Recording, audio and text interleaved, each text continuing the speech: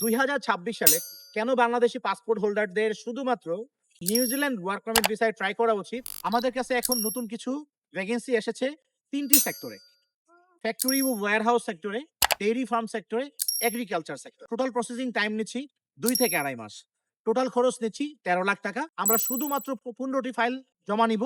যারা ফাইল জমা দিতে চাচ্ছেন তারা দ্রুত যোগাযোগ করুন। আপনারা জানেন দীর্ঘদিন ধরে ধারাবাহিকতা মেনটেন করে আলহামদুলিল্লাহ আমি অনেকের ফ্লাইট করিয়েছি নিউজিল্যান্ড ওয়ার্ক পারমিট ভিসায়। হ্যালো এভরিওয়ান, আসসালামু আলাইকুম।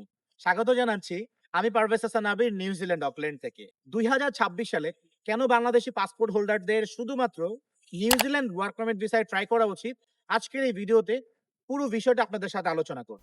নিউজিল্যান্ডে এমন একটি ভিসা ক্যাটাগরি আছে যে ক্যাটাগরির মাধ্যমে এমপ্লয়ার সরাসরি একজন ফরেন ওয়ার্কারকে নিউজিল্যান্ডে হায়ার করতে পারে।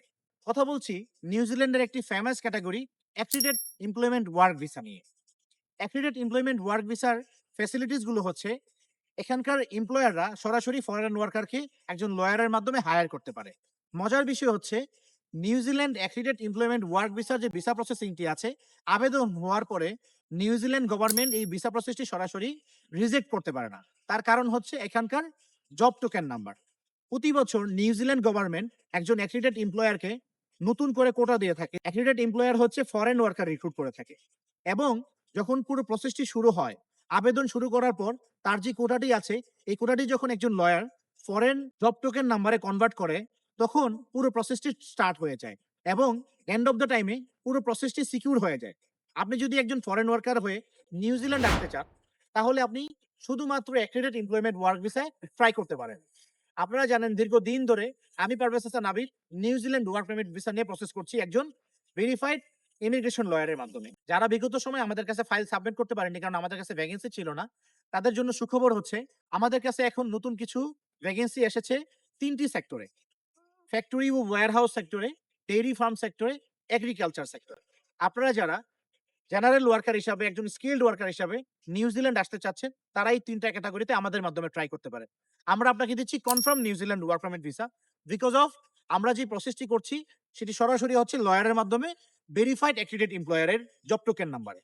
আপনারা যারা আমাদের কাছে ফাইল জমা দিতে চাচ্ছেন, আমাদের কাছে ডকুমেন্ট পাঠাতে হবে: পাসপোর্টের স্ক্যান কপি, এনআইডি কার্ডের স্ক্যান কপি, আপনার ফটো সফট কপি, আর হচ্ছে লাস্ট এডুকেশন সার্টিফিকেটের scan copy. Total processing time নিচ্ছি 2 থেকে 2.5 মাস। টোটাল খরচ নিচ্ছি 13 লাখ টাকা। পেমেন্ট সিস্টেমটি হচ্ছে আমরা ডকুমেন্টের সাথে নিচ্ছি 60,000 টাকা, অফার লেটার আসার পর নিচ্ছি 60,000 টাকা, বাকি সম্পূর্ণ টাকাটা নিচ্ছি আপনার ভিসা এয়ার টিকেট কমপ্লিট হওয়ার পর। যে 1,20,000 টাকা আপনি দিচ্ছেন এটি হচ্ছে আপনার ভিসা ফি।